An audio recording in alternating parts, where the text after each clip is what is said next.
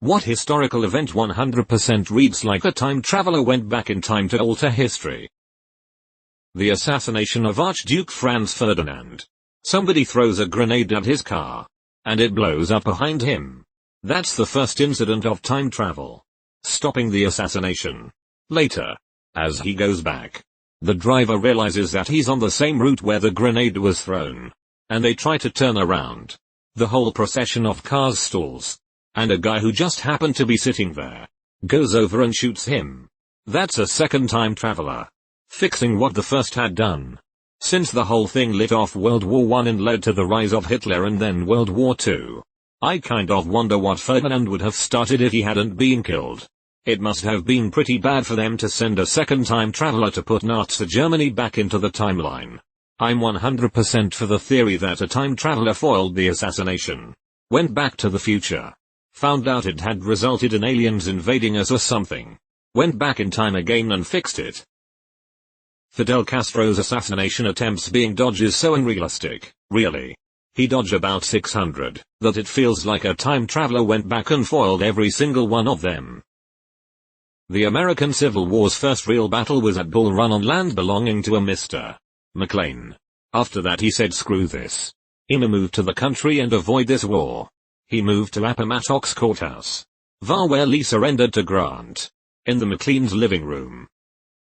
The Russian writer Fyodor Dostoevsky was sentenced to death by firing squad, and just as they were preparing the groups to be shot, a messenger came with a letter from the Tsar forgiving them and the sentence was changed to prison labor. He later went on to write some of the most influential novels of all time. In school we learned that he was actually never going to get shot. The Tsar just wanted to scare him and others like him. It was planned like that from the beginning. A Belgian businessman was instrumental to the Manhattan Project's success. Realizing uranium's importance, he shipped 200 tons of it to Staten Island. When Lieutenant Colonel Nichols contacted him, he simply responded, "You can have the ore now. It is in New York. I was waiting for your visit." https://www. Reddit. Belgium comments P6 Ottawa. A Belgian businessman was instrumental to the Franz Ferdinand's assassination. It was so much happenstance, shenanigans, and tomfoolery that it's like a special achievement in a Hitman game. Bomb that fails to explode. Generals don't want troops lining the streets to protect the Duke cause their uniforms weren't clean. Assassin not sure what's going on decides to go to a sandwich shop on the corner to get some food.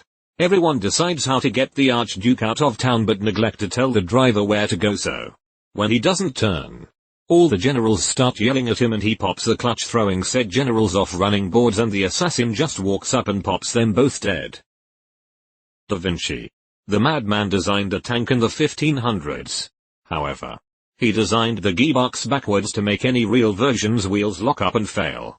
He also designed a 12-barrel gun carriage, which is basically the machine gun on steroids.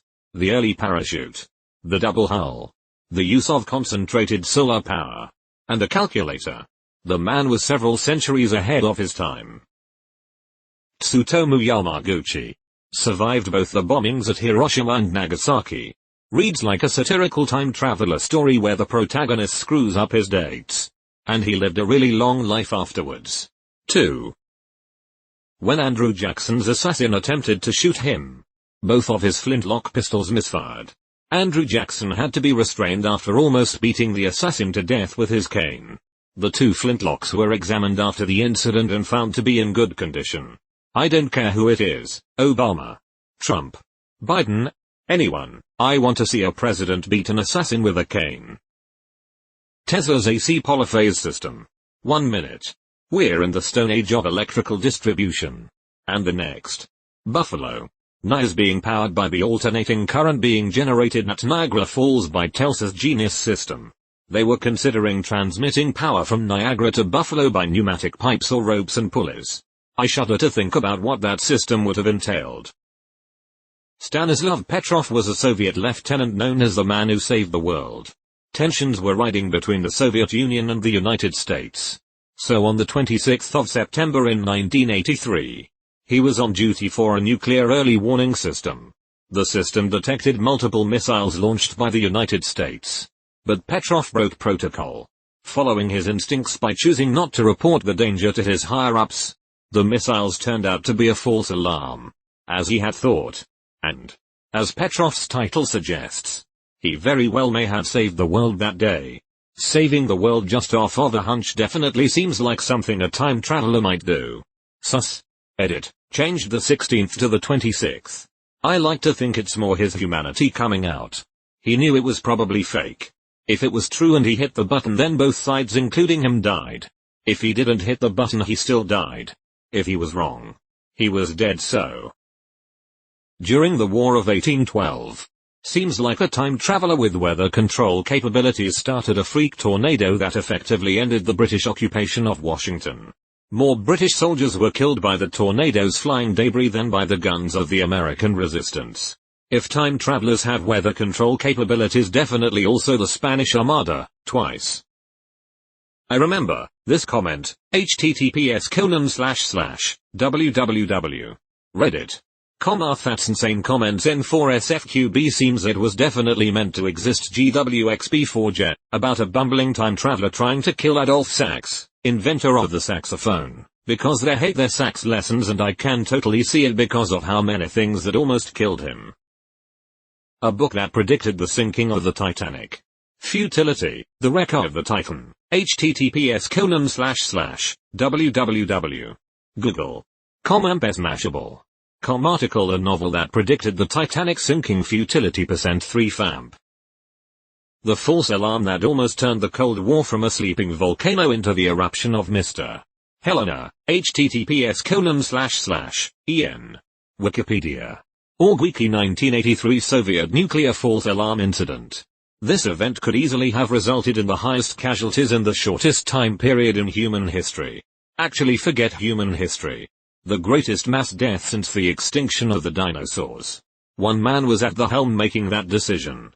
And it seems like one of the few points in human history, where by some slim sliver of luck or fate, a great disaster was averted. Time travel vibes like whoa. Stanislav Petrov. The man who saved the world. He only died 4 years ago.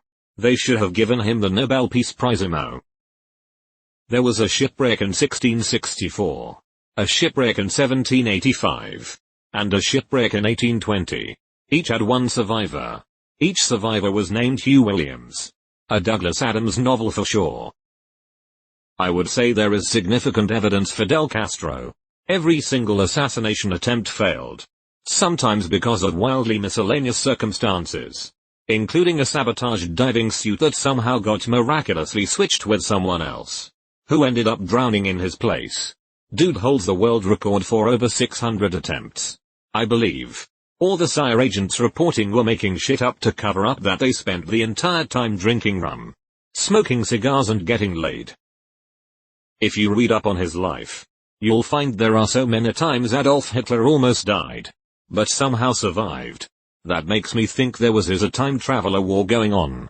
A faction trying to kill Hitler, because it's Hitler, and a faction preventing his death, because the guy who would replace him was even worse than Hitler.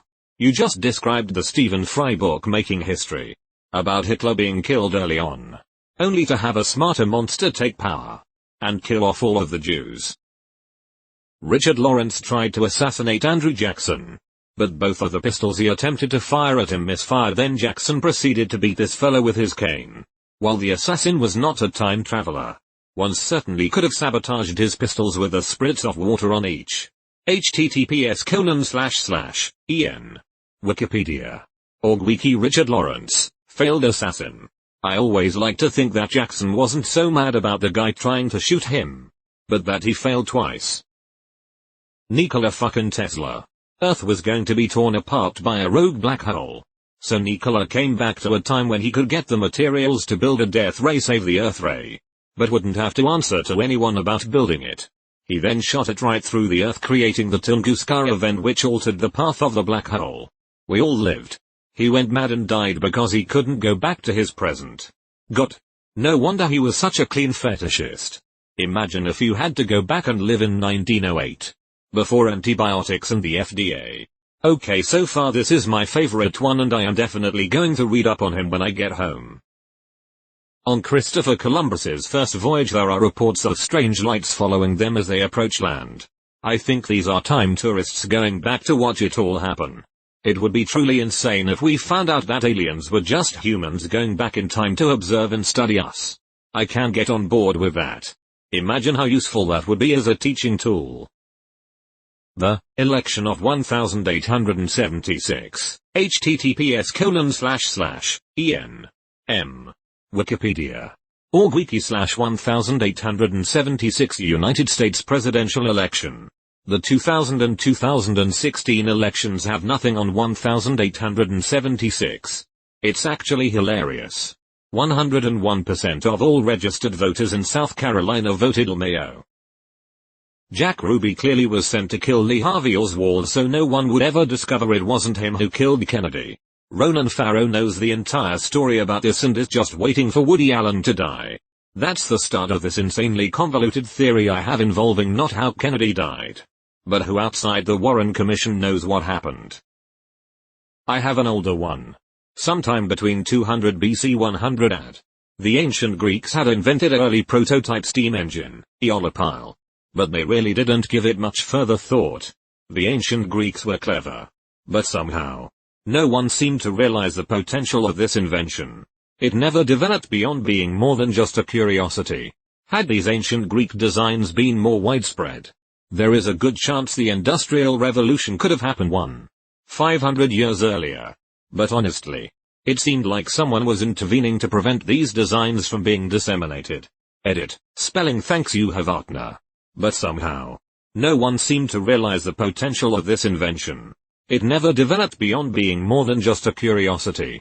Restate of ancient Greek metallurgy meant that it couldn't develop any more than that.